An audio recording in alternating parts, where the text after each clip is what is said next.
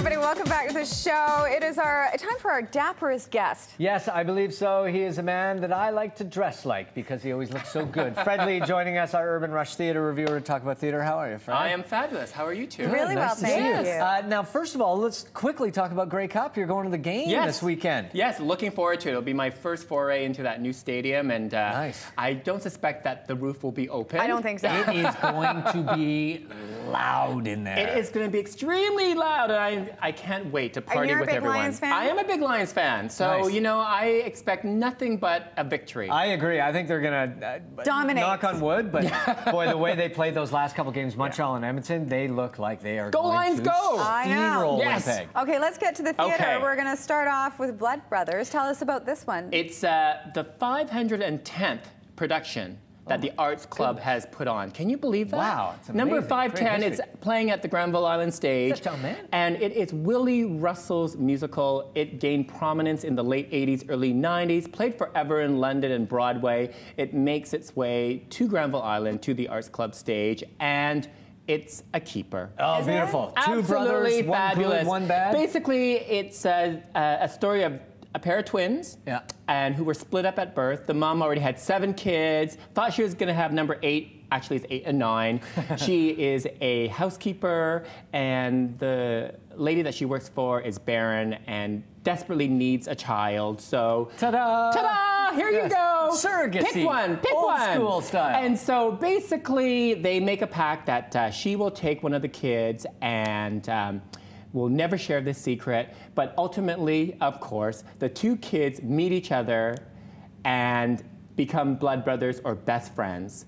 Unbeknownst to them, that the 2 of them are brothers. They realize that they have the same birthday, but do not know. You'd never think you were a twin. Yeah. Of course, one raised in luxury, one raised in upper middle class, Yeah. and with all the trimmings of a proper upbringing, the other working class. And Willie Russell came from a working class family and really spoke from his experiences. That perspective, yeah. And, you know, kudos to the cast, fantastic cast. I have to say, props to Bob Fraser.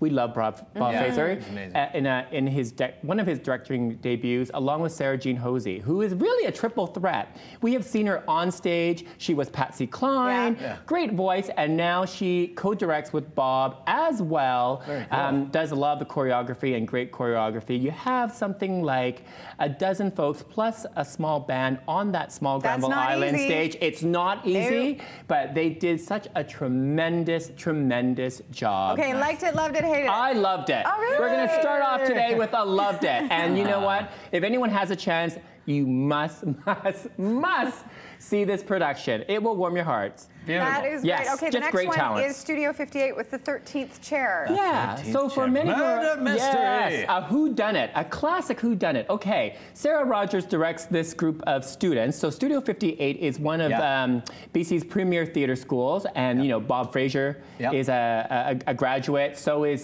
Charlie Gallant, who is really hot right now. The really talent hot. that comes through there. Unbelievable. So Sarah Rogers directs this incredible cast of upstarts, these students, in the 13th Chair. This is a really, really dusty whodunit. It's like 95 years old, but literally that is very dusty. But you know what? Sarah does a great job taking this play and making it entertaining and fun. The kids in particular are obviously very enthusiastic, and it's about Edward Wales, whose friend Spencer Lee has been murdered. He invites a fortune teller to do a seance at the party to determine who killed his friend Spencer Lee. Dun, dun, dun. Exactly, and it is a little over the top. I love murder mysteries. But you know, back in the day, Sarah transports us back to the 1920s. Mara Gottler's flapper costumes are just And they've fabulous. Got a band and stuff playing. Yes, there's music. I love the inclusion of some musical bits to segue between scenes, and I just really think the kids did a fantastic job with what was really a very dusty play. But we have to remember back in the 1920s, the whodunits, The classic whodunits were in vogue. Yeah, the Agatha and Christie's you know, and I have to do a shout out to a couple of the actors whom I'm sure we're going to see, many times over on the main stages. Kaz Lesgard as the inspector, Cheyenne Maberly, who was the medium, the lady who does seancer, the seance person, seancer. Yes, and Tim Carlson, who played Mr. Crosby, who hosted this fabulous dinner party. Nice. And you know, it's one of those plays where you just get swept into it, whether you liked it or not. The enthusiasm of this group made it very entertaining. In the end, everyone was right with them. Liked it, loved it, hated it. I liked it a lot. All right. I liked it a lot. A lot. I did like it a lot. It didn't matter that we saw the murder weapon in clear sight the entire time. That didn't matter. We went along on that journey anyway. He solved it first. I did. I've been stalling because I'm not sure how I feel about Penny Plain. Puppets. Puppets. There's puppets, and I'm terrified of them. I know you are, and you know what? I'm torn as well. I'm torn as well. Whoa. Penny Plain is Ronnie Burkett, the master of marionettes, his 12th production. Okay, that looks really cool, though. It looks really cool. Anyone has never seen a Ronnie Burkett production, they must go simply for how he is able to transform these marionettes into really human life figures. Just unbelievable. I mean, the artistry, he creates it all. He stands above this platform and manipulates all these characters. And one character, and he actually, creates all these marionettes. Yeah. And one character, if there's any costume changes, there's no PA in the back changing these marionettes. He's actually made another marionette. Oh, wow. So it is just absolutely amazing, phenomenal. You don't see a lot of the marionette thing anymore. No. But he is such a master at it. And you know what? This production, for that alone, the lighting, it's fantastic. Yeah. But there is a but.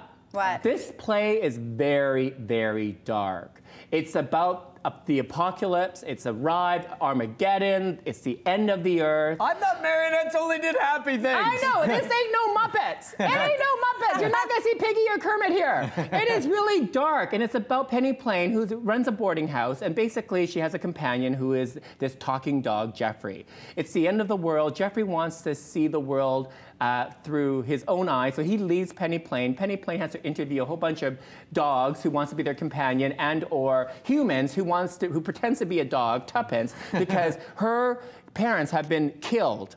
Millions have been killed, and so she gets eventually the job to be Penny Plain's companion, but she's supposed to be a dog. Okay. And then there's all these other characters. We gotta go. We're out of time. I hated the story, loved Ronnie Burkett, so I'm in the middle. You are right down the middle. No, he's not hated it. He's in the middle. Yes.